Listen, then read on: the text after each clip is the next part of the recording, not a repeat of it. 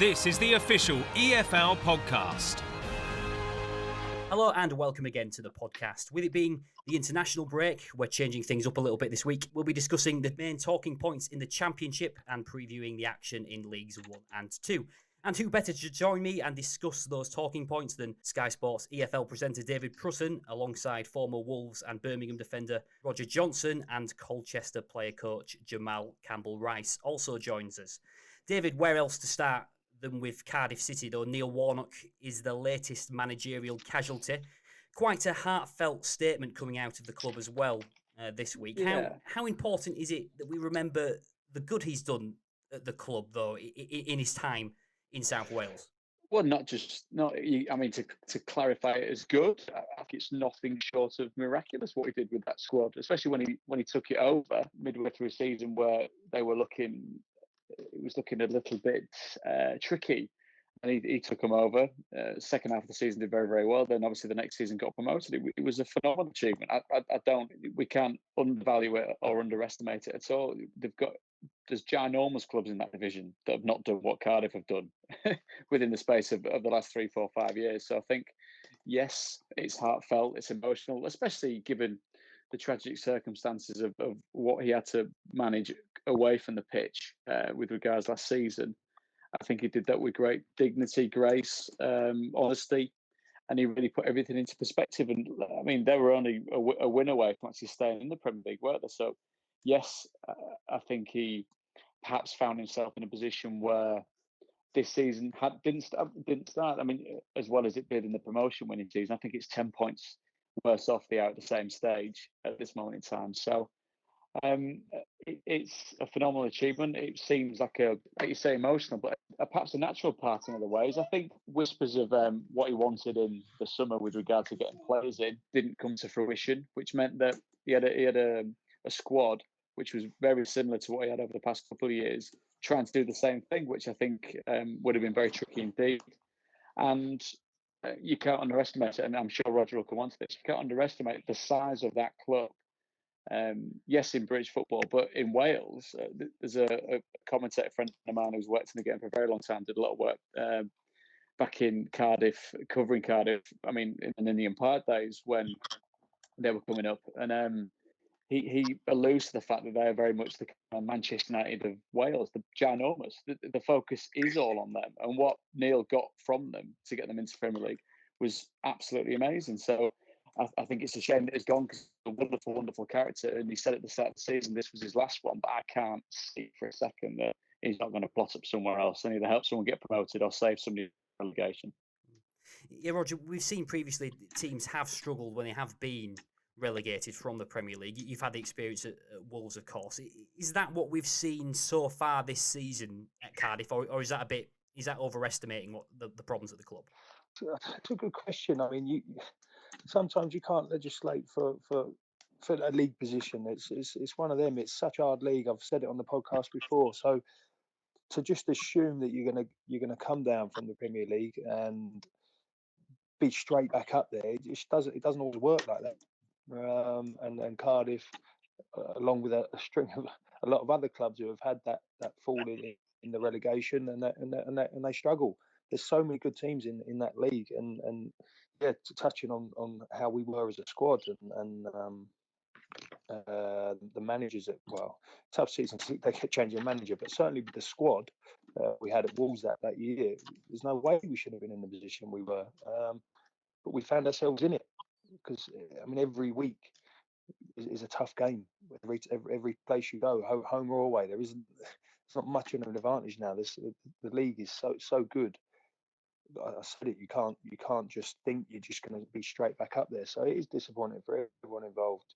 Certainly after the previous season of being in the Premier League, everyone wants that back immediately, and it doesn't always work that way, I'm afraid. Jamal, you've talked last week about playing in that seven-side derby, though, as well. Do you think losing in a match, that magnitude, that has maybe emphasised the need for a change? Do you think? I think in a game like that, obviously that team's hugely scrutinised, and obviously the two clubs, they hate each other and all the rest of it. It's almost like bragging rights. So that was probably the added pressure that that Neil Warnock and Cardiff didn't need at that precise time. With the first half of the season, the way it's gone so far, obviously, like Roger said, like coming down from the Premier League last season, and everybody's immediately expecting them to bounce back or be at least showing signs of being in and around it to be challenging. And it just doesn't work like that, unfortunately. And what Neil Warnock done for that club has been nothing short fantastic and all the rest of it. But this season, he just, for some reason or another, hasn't been able to get them going the way that they would like, the direction that they want to be going in. And the board have obviously made a decision to part ways, which is unfortunate because, like David said, he's a fantastic character and he's somebody that you do need in this world of football. He's a fantastic character, and it's just a shame, really. Yeah, and as David said, a shame if this is his last job as well to end like that. It won't be his last one. I find that I struggle to believe that. I think he loves football too much. He probably just thought to himself, he's took Cardiff as far as he can. It's not going well. He's not just quitting. Like Pratt said, and Jamal have just both said what he's done at that club, on and off the pitch, is nothing short of unbelievable. So no, he's certainly seeing back in the game, I'm sure. Well, you can imagine there'll be a lot of interest come maybe the next international break. David, what should Cardiff though expect now for the rest of the season? Is it about consolidation, or should they, be aiming higher? They're not that far away from, the playoffs places. No. So it was 7 points off sixth place, and probably 7 or 8 off the bottom three. So I can't think for a minute whoever comes in would just say, right, the remit's consolidation. I know it's an extremely ambitious hierarchy there, which is over ambitious the right word?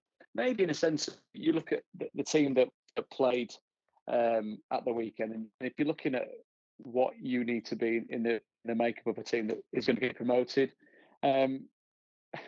it isn't too much different, as I said, from the team that got them up. But you had a season there where you had Sol Bamba sometimes playing sitting in front of the back four, very much the heart of the heartbeat of the defence of the side, and he was phenomenal. He had a phenomenal season. He's been missing this season, hasn't he? Are they getting the same out of Junior Hoylett? Maybe they need a little bit more. Tomlin's a player that they are crying out for to be a creative spark, but he doesn't seem to be getting the minutes under his belt at this moment in time. And as for an out-and-out striker that's going to get you a bag full of goals, I think Bogle's still working his way up to being that for them. So I can't think for a second that the powers that be are just saying, yes, let's make sure we're safe. They'll be looking at the top six, especially when you look at the makeup of the top six, which I'm sure we're going to come on to in due course. But the teams above them, I mean, Birmingham, Hull City, Charlton, QPR, Brentford, they're getting all the way up into the top six. There's not many there that you're saying are fundamentally better than Cardiff. And the added bonus is Cardiff know, and the vast majority of those players know how to get promoted. You can't dial that down. Roger will know that in a sense of getting a team into a position where you are tasting Premier League football and you've managed to do it off your own bats and managed to do it all together is a phenomenal achievement. So you can't lose sight of that.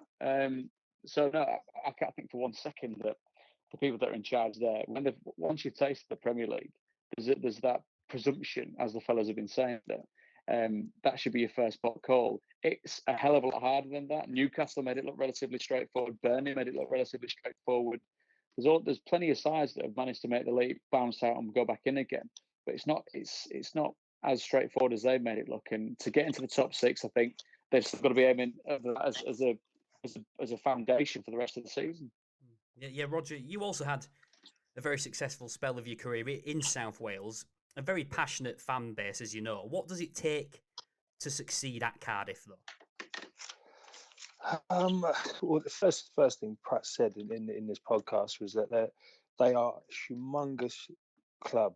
For me, obviously, I played for them, so I'm not going to side anywhere else other than them. That they are, I believe, the biggest side in Wales. So to make it work there, just work hard, like die for the shirt, want to win every week. You expect that to be a toller every now and then. Whenever they call it, you've got to do it. It keeps the fans on your side. But it's like any other club, though. That's the minimum you should be doing. Wanting to win, work hard every week. It's a very, I'd like to say, family-oriented club. It's not. Don't know the word I need, but they're very like they'll come up to you, they'll talk to you, they'll praise you. Things are going bad, they'll get behind you. As long as you're doing it and that they can see you're showing it on the pitch, and you give them the time of day. If you ever get caught or out and they want to speak to you, I've always been like that, and I got on great there. I go back, I've been back and won there, and I get clapped off the pitch, even I'm at another club, because they appreciate what I did there, and I think that's all you need, just to work hard, and they see that you're working hard, and the fact you want to win every week. And like I said, as soon as they see your name to do the ITL, just make sure you do it, otherwise they boo you. Top tip there, top tip from Roger. Jamal, word on your former club Bristol City as well. In the top 6, 3 points off the top 2. Do they have what it takes to push on now? I certainly think they believe so, yeah. Obviously, with Lee Johnson, he's a young, confident and ambitious manager.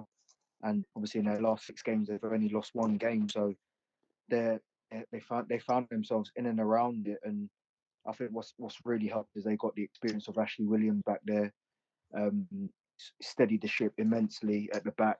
What with any team going for promotion, that's what they need. Obviously, they've got Andreas Wyman up front, who's scoring their goals, and they look bright. They've had a great start to the season, great first half of the season, and they'll definitely be brimming with confidence and be thinking if they can get through the Christmas period and still be in and around it, then why not? I think there's a good point there, Jamal, about the fact that they managed to pick someone up like Ash. Yes, it was a little bit eggy towards the back end of being at Stoke, but my God, there's many players that have been in that position there, and maybe they've turned the corner again. Something we'll come on to in due course, but he's already shown in the short spell that he's been there what he does, doesn't he? He's a leader, nicks the odd goal, leads from the back, is very vocal, keeps things extremely simple, but very good on the ball. And just maybe it's the type of thing that helps Lee and his young side, as you say, with him being a young manager, that gets them somewhere perhaps they've only really dreamt of. 100%. I think that word experience, I just don't think you can buy it. You know, somebody like that of somebody of that magnitude. Obviously, he's a full international, well played umpteen games, and it's only helping that young squad, because they are a young squad, and it's a squad that he's put together. Because it's like every season he loses his best players, but bringing somebody in like Ashley Williams has been nothing but it's been fantastic for him. So obviously, where they are now, everybody will be thinking, and be talking, because I know what it's like at Bristol. Everybody will see you there doing well and be thinking in and around the city, we can do this, we can do that. But Ashley Williams and Lee Johnson, they'll just be telling the squad just to calm down and take each game as it comes. And I think that's so invaluable. You will certainly be knocking on the door of those playoff spots for the last few seasons. David, looking at the table in general, tight at the top, of course, is it what you expected to see at the start of the season, or did you think we'd have a few teams, going clear by now? I think you'd have to say West Brom and Leeds are teams that you would have had that in discussion. I wouldn't have had Preston in an automatic promotion spot. Perhaps Swansea as well. I think when you looked at McBurney and James going out the door for the money that they went, and the fact that there was a change of manager as well, I think we were perhaps asking questions. I mean, Preston have been phenomenal. We've mentioned it over the past couple of seasons about them kind of bubbling under in and around the bottom end of the playoffs. Maybe them selling themselves short with regard to the ambition of where they want to go. But having seen them in the flesh a few times this season, I mean, they're a hell of a good football team. There's players there that have been at bigger clubs and come out of bigger clubs. There's lads that have picked around perhaps the lower leagues, and they've got some exceptional technically talented footballers. Ben Pearson, we know, loves the yellow card. He's going to get all over the pitch. He's going to rat around. He's a very good passer of the ball. Brown, I mean, Gallagher's been there, done it. He knows how to lead a football team.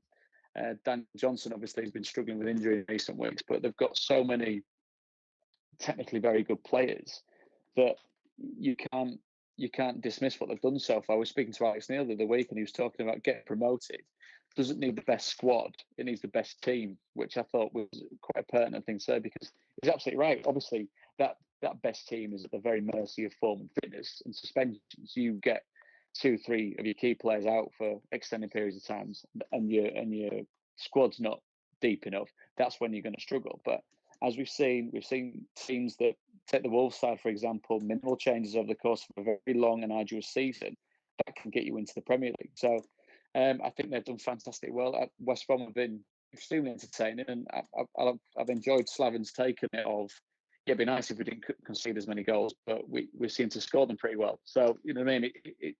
Roger might go against that because I know that defenders absolutely adore a clean sheet, but his take on it is Slaven's take on it has been, well, sometimes we've let teams in, we've always managed to come back and either salvage a point or go on to get all three. There's part of me that thinks there's that hasn't got legs over the course of the season, but we'll soon see. I mean, Swansea, fantastic leads.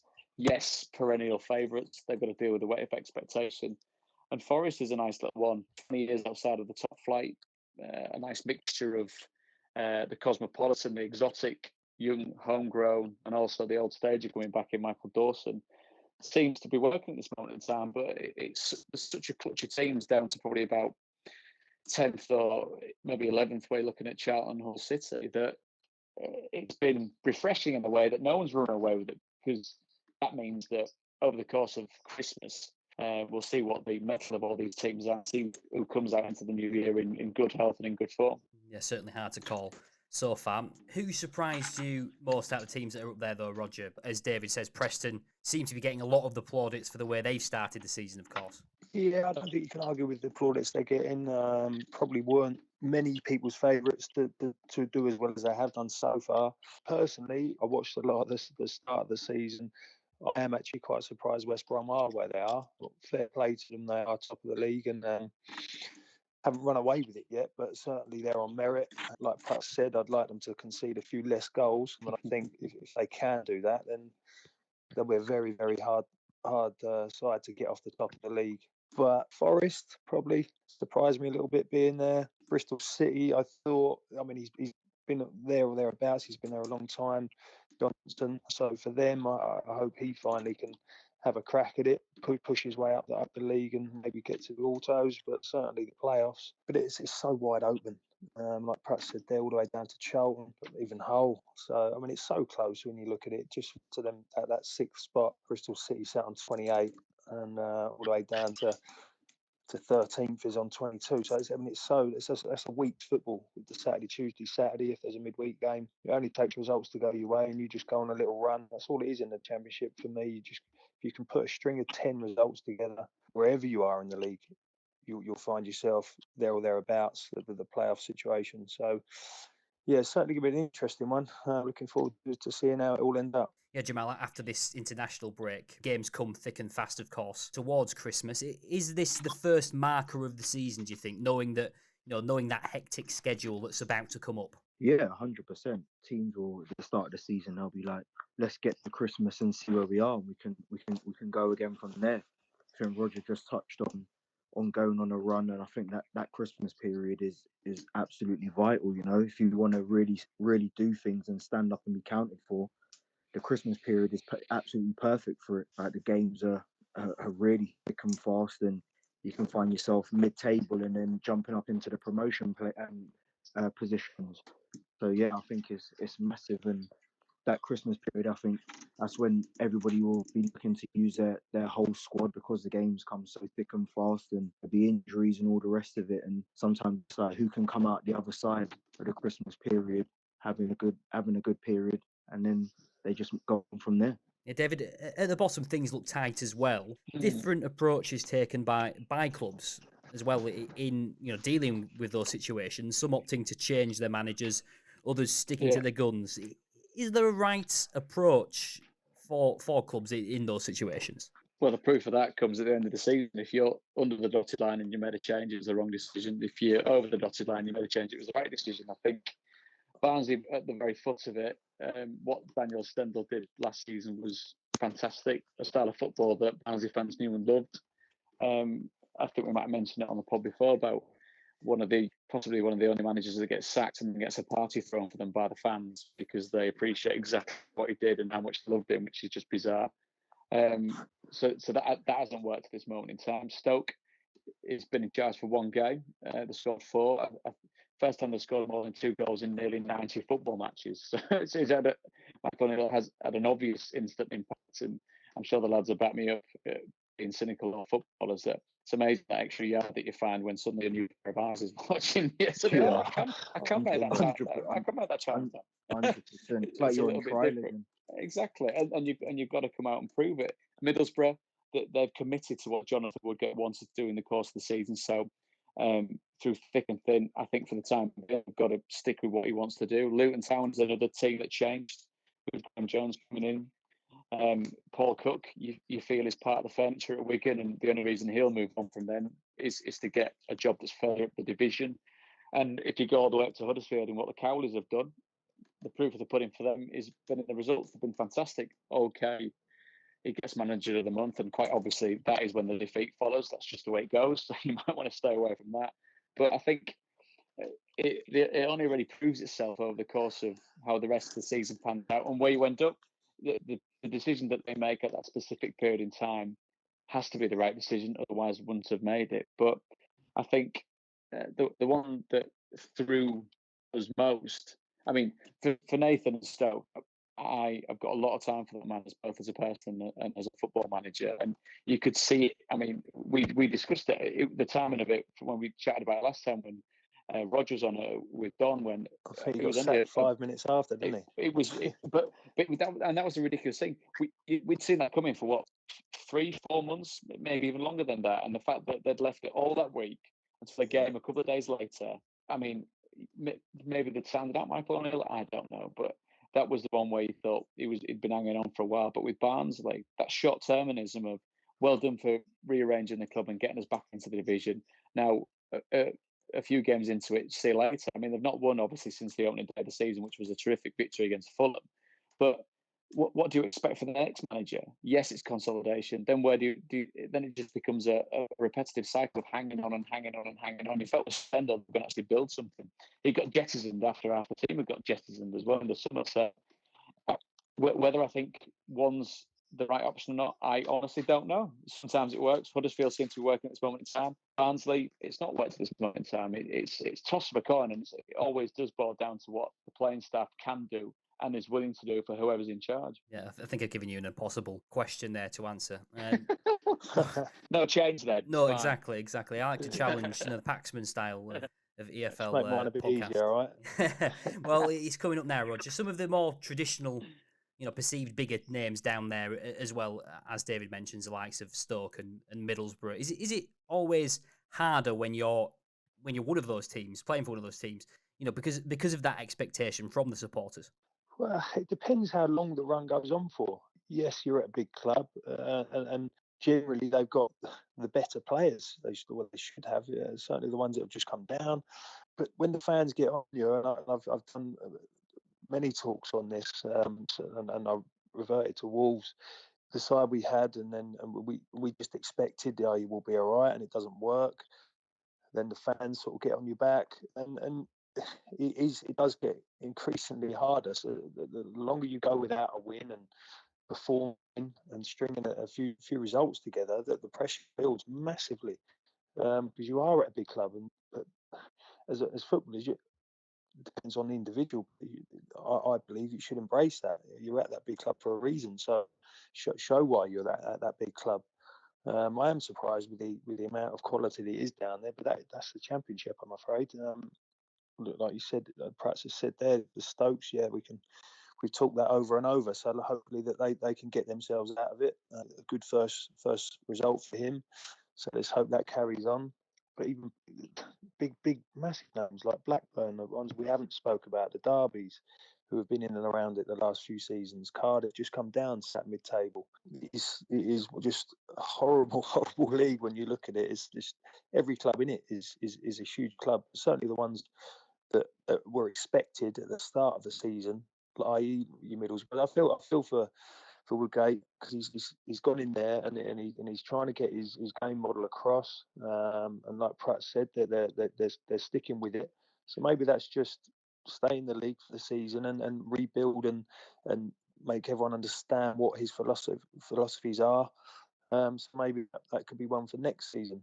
there were certainly some big teams down there. And the original question was, is it hard? Yes, it is hard because, like I said, the longer that run goes on, and you're not picking up results, and you're losing, and you're losing, and you draw, and you lose, you just die for that win, and then string a few wins together, you find yourself out of it. But the longer that goes on, the harder it is, I'm afraid.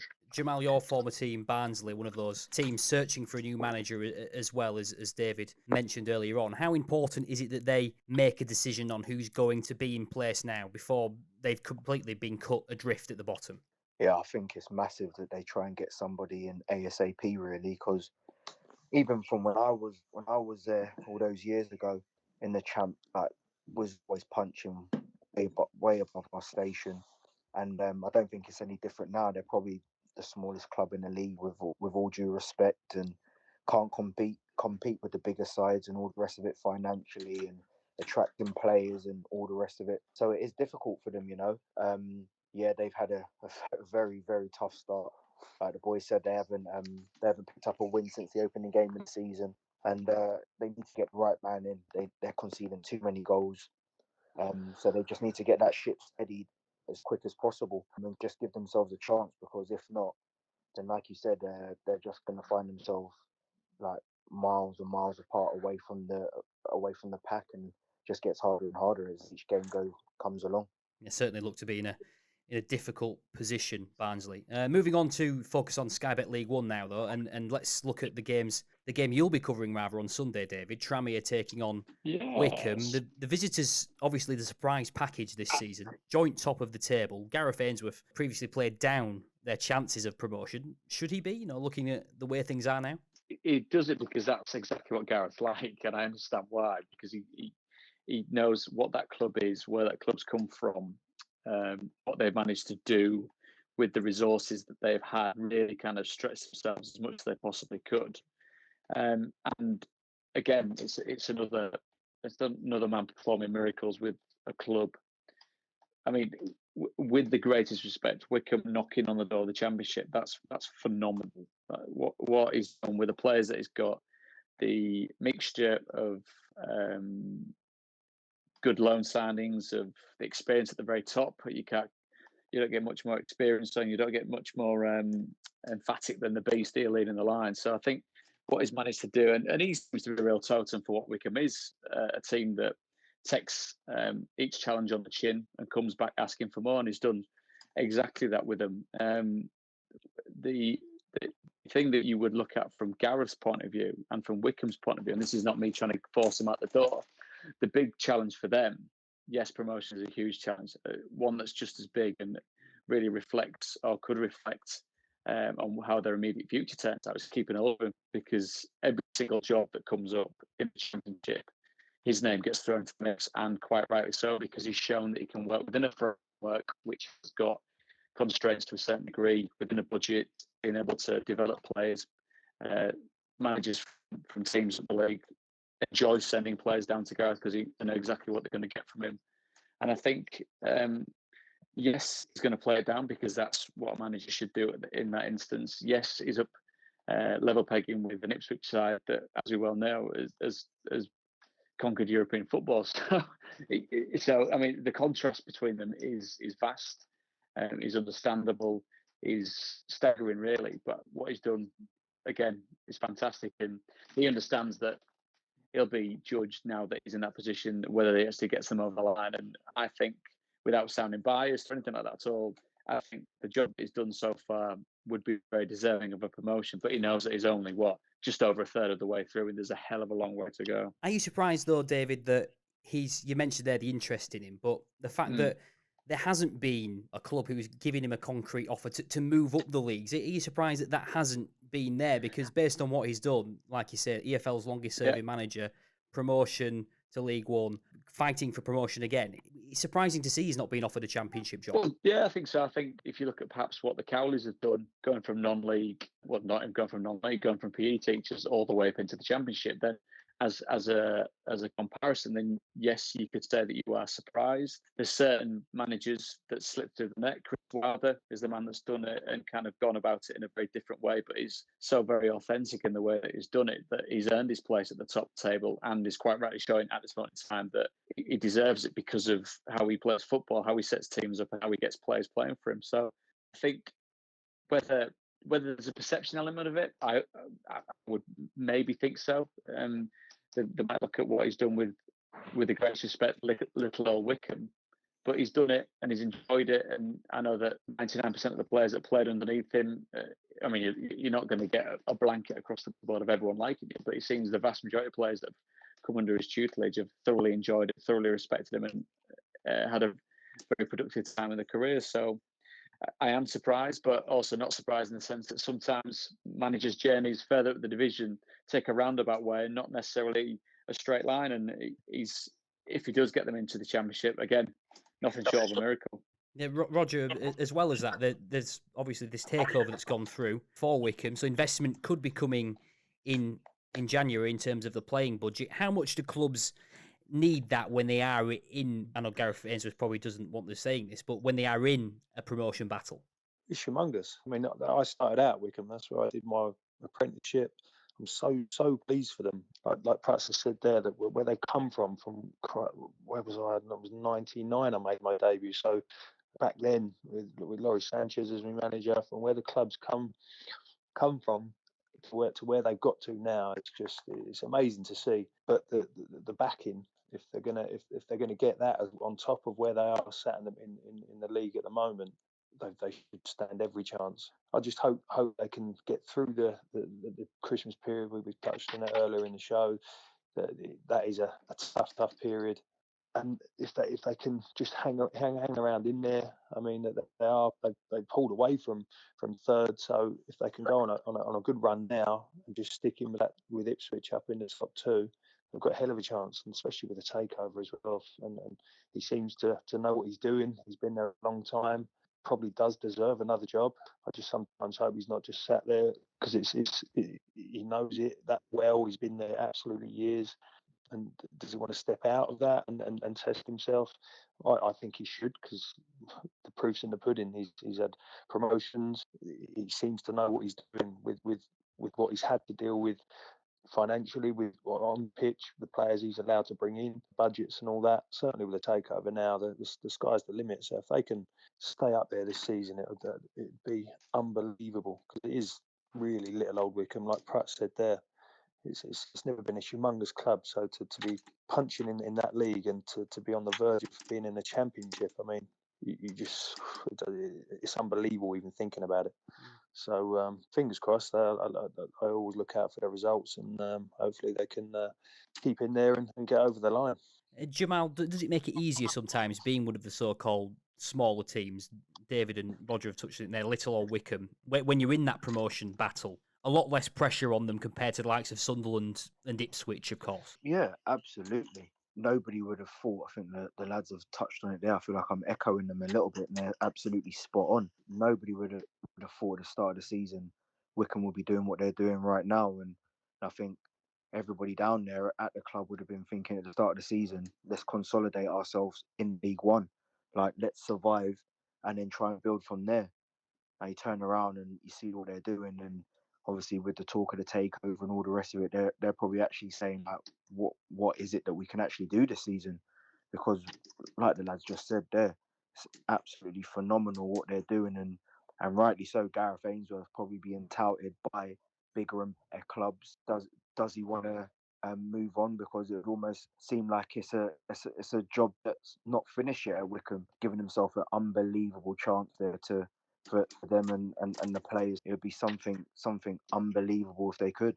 David, and for the home side, their main objective seemed to be, staying up in the league. It's worth mentioning how well Mickey Mellon has done to get them in the position they're in now. 2 years ago in the National League, of course. Yeah, I think he's done a fantastic job. And speaking to him at the back end of last season, very low key. I remember chatting to him when he was at Shrewsbury as well. Just a very straightforward, honest manager, which I know they sound like very common sense traits to have in someone that's leading the football team, but it's reflected in how he's managed to set the team up and how he's managed to get that side promoted. I think not only from Tranmere's point of view, there's an era of consolidation and results over the past couple of months. Have seen them not pull clear away from the bottom, but steadily, because a lot of the time it was them and AFC Wimbledon duking out for that final spot in the relegation places, and they just managed to just gain themselves a little bit of breathing space. I mean, it'll be sorely tested at the weekend against Wycombe, but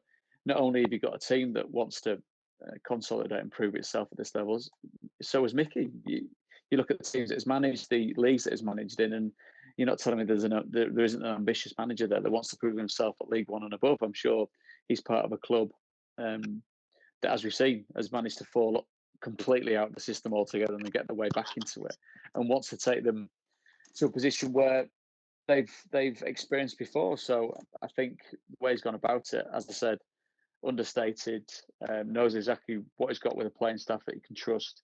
And you're quite right, Ben. Anything above the dotted line for them as a team back in this division is an absolute success.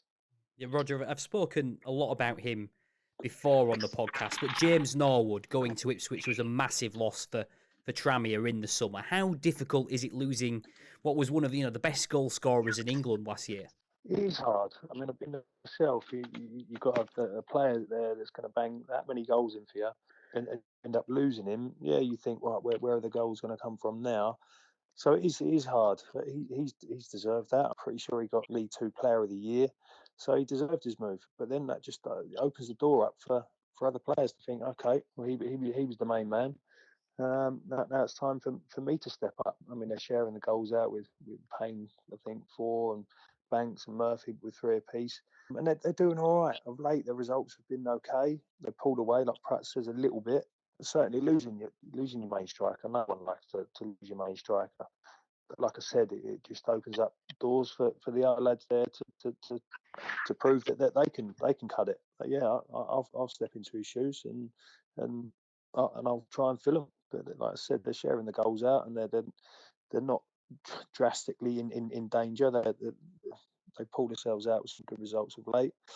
So yeah, hopefully they can stay out of it. Well, Wycombe are unbeaten in the last 8 league games, so they'll be looking to continue that form at Prenton Park, of course. Jamal, let's move on to our featured match in Sky Bet League 2. High-flying Forest Green taking on Plymouth. Your side, Colchester, lost 1-0 against Forest Green earlier this season. Just tell us what they've got, which makes them so special. Top of the league, of course. I think, Ben, the way they play football, the way they want to play football, the way Mark Cooper has got them passing the ball and moving it, they've got fantastic rotation. Everybody wants to take the ball. Everyone wants to get on the ball, and they remind me a little bit of Doncaster from a few seasons back when they got promotion, and they played that exact same way. They wanted to pop teams off the park, and I think Forest Green they've done that for the last few years now, and not quite got over the line. But I think this is the year where he's really got them ticking, and like they're actually an absolute joy to watch. So yeah, like they're sitting obviously at top of the table now. Confidence is sky high, and that's where they want to be. And credit to them, especially Mark Cooper, got them playing in the right way and doing that and getting success from it. Obviously, it just breeds confidence.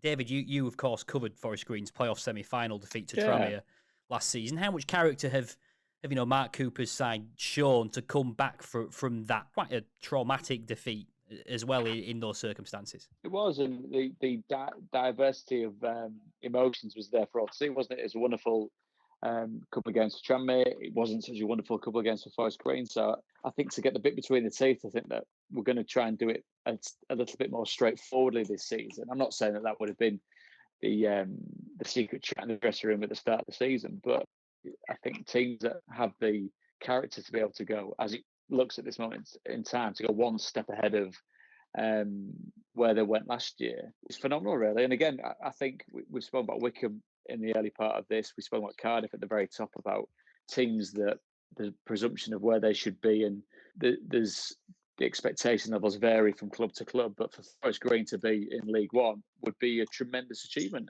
I think that the owner would talk about that in a different way. He's a very confident, composed, ambitious man, which I think is great for that particular club, and especially where it is geographically nestled into one of the most picturesque places in the country, but no less ambitious than the teams in and around it. It is a phenomenal reflection on where it wants to go. And in a manager such as Mark, I think they've got the ideal man in position, likes to play football in a way that's very pleasing on the eye. Being able to use the low market with the likes of Jack Aitchison coming in is, again, testament to the people that it's got from a recruitment point of view. And if they end up at the top of the league, if they end up in League One next season, again, you've always got to preempt what you're going to say with regard to clubs, and hopefully you say it in the most respectful way. But Forest Green is a League One club.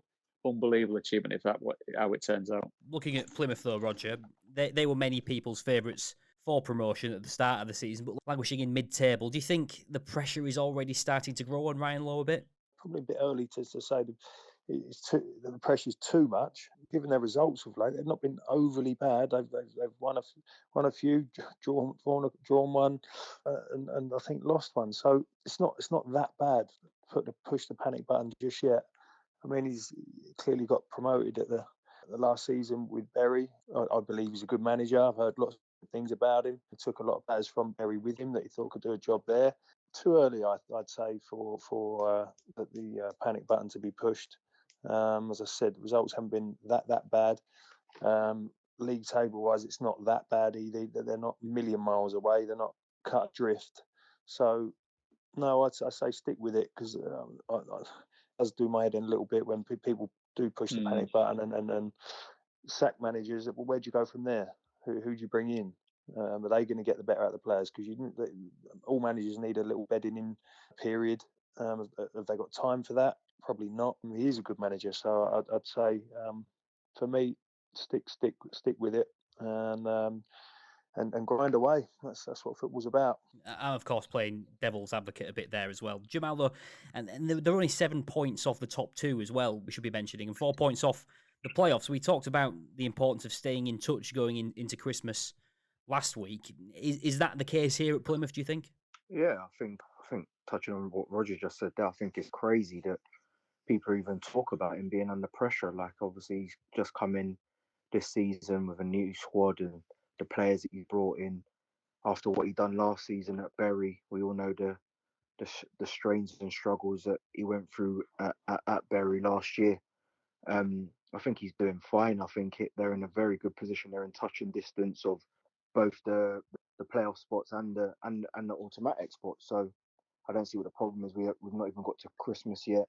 And like we said, couple of good results, and you find yourself really in and amongst it. Definitely no reason to panic just yet.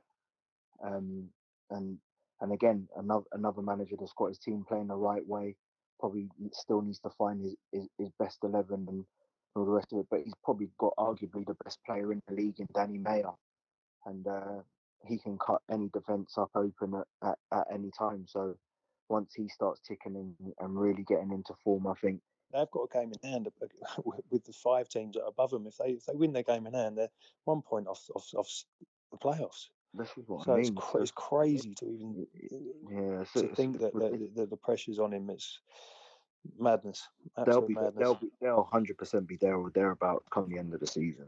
Well, if you're looking for a weakness from this Plymouth side, they've conceded 7-headed goals so far this season, more than any other team in Sky Bet League 2. So no doubt Mark Cooper will be encouraging his side to get crosses in the box. Guys, once again, thanks for your time this week and have a great weekend. It's been an absolute pleasure, Ben, as ever. Yeah, as always.